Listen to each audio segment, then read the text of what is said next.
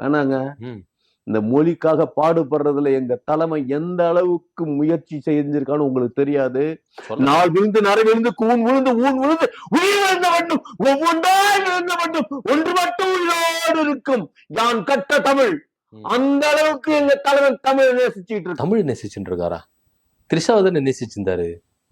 தமிழ் அந்த அம்மா எங்க இருக்காங்க? அந்த அம்மா எங்க இருக்காங்களா? என்ன அது இது? இல்ல தமிழை நேசிச்சுட்டு இருக்காரு சொல்றீங்களா? யார் அந்த தமிழ்? இது வரைக்கும் திரிஷாவை தான் நாங்க கேள்விப்பட்டிருக்கோம். தமிழ்ங்கிறது மொழி. ஓ, தமிழ் புரியுங்களா? சரி, நீங்க எந்த ஒரு விஷயம், நீங்க உங்க தாய்மொழி என்னங்க?